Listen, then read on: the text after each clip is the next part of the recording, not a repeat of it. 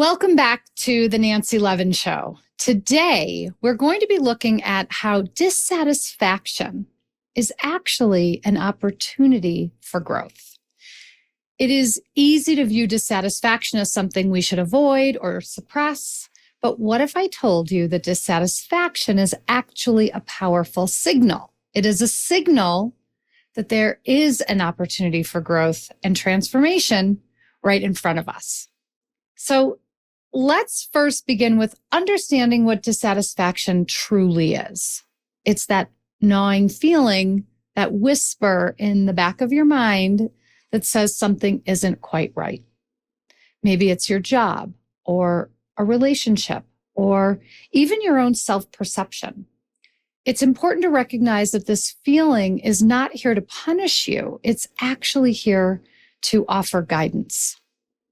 So the first step in using dissatisfaction as a tool for growth is first identifying its source. I'm going to offer you a few practices that you can use that will help you pinpoint where your dissatisfaction is coming from. So the first is journaling. You can take some time each day to write about what's on your mind. You can do a brain dump. Don't censor yourself. Let your thoughts flow freely. Pay attention to recurring themes and patterns. Notice what keeps coming up. Notice where you feel the most tension or discomfort. The second practice you can utilize is mindfulness meditation. You can sit quietly, focus on your breath, and as thoughts arise, gently observe them without judgment. Notice which thoughts are connected to feelings of dissatisfaction. Where do they seem to originate? What situations or people are involved? The third is a body scan. Our bodies often hold clues to our emotional state. Lie down in a comfortable position. Mentally scan your body from head to toe. Where do you feel tightness or discomfort? These physical sensations can be indicators of emotional dissatisfaction. So once you've identified the source, the next step is to embrace your dissatisfaction. And this might sound counterintuitive, but accepting and acknowledging your feelings is crucial for growth. Here's how you can do this. So the first way is an affirmation practice. Create affirmations that honor your own feelings. For example, I acknowledge my dissatisfaction and welcome it as a guide for growth. That way you are inviting it in instead of trying to push it away.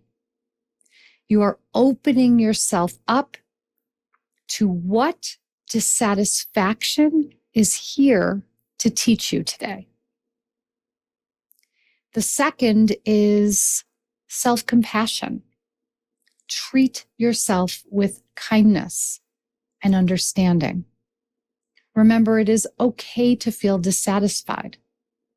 It doesn't make you ungrateful. It doesn't make you weak. It makes you human.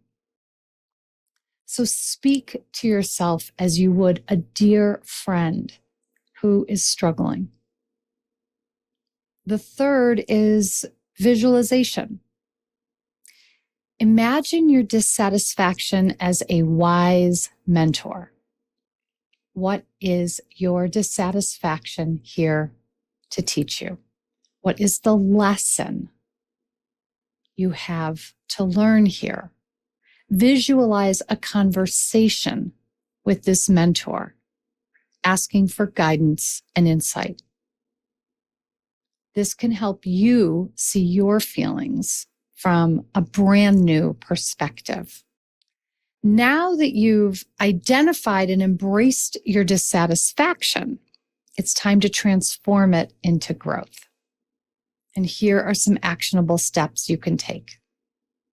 So first, set your clear intentions. Clearly define what you want to achieve. What changes do you need to make to move from dissatisfaction to fulfillment? Write down your intentions and keep them somewhere visible. The second is to create a plan.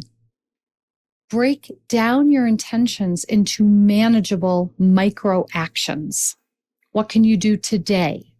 What can you do this week, this month to move you closer to your goal?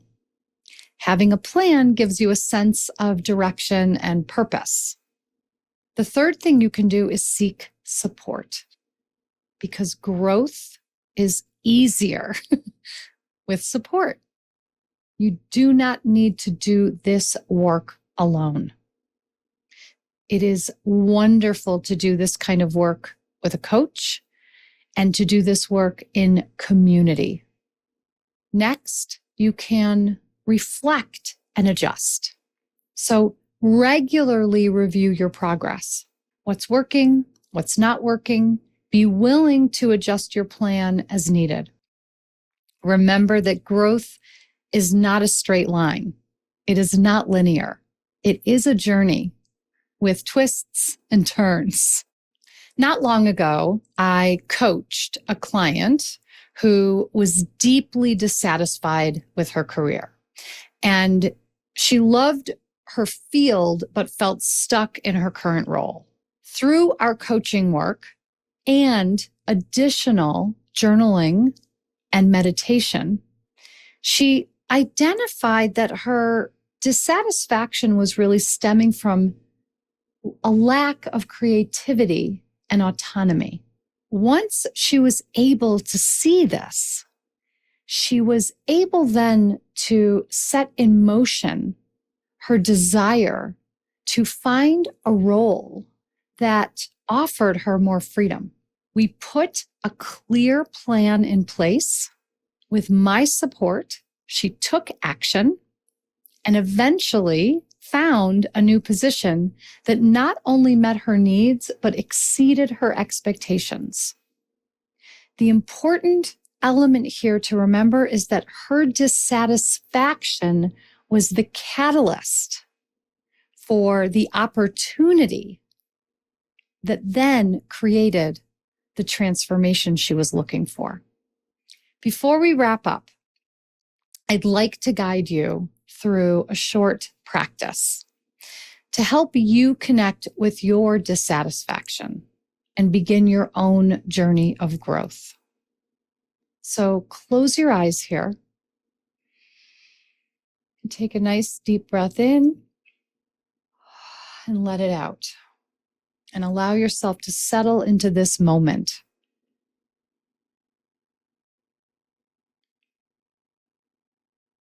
And imagine a place where you feel completely safe and at peace. It can be a real place or a place from your imagination. Simply picture yourself there right now.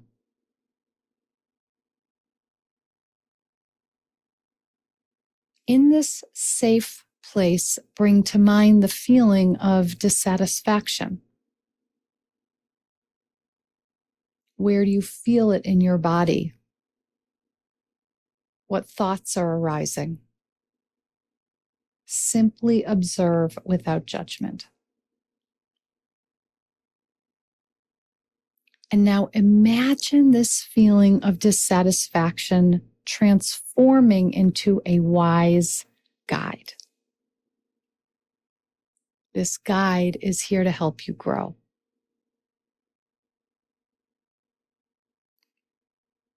What does your guide look like?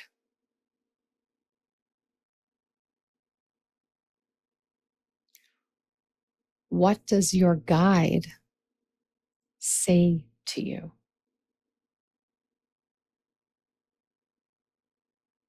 Allow yourself to spend a few moments in conversation with your guide, listening to their wisdom.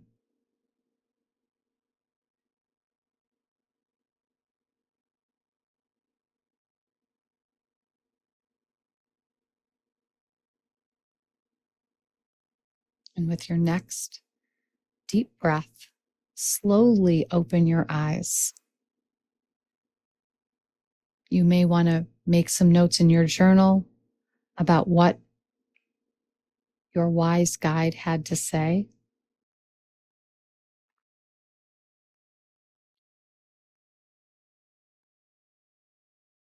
Most importantly, remember that dissatisfaction is not your enemy. It is a powerful ally on your journey of growth. By identifying and embracing and transforming your dissatisfaction, you open the door to profound personal transformation. You have the power to turn your dissatisfaction into a stepping stone toward your best self. I'll see you again next week.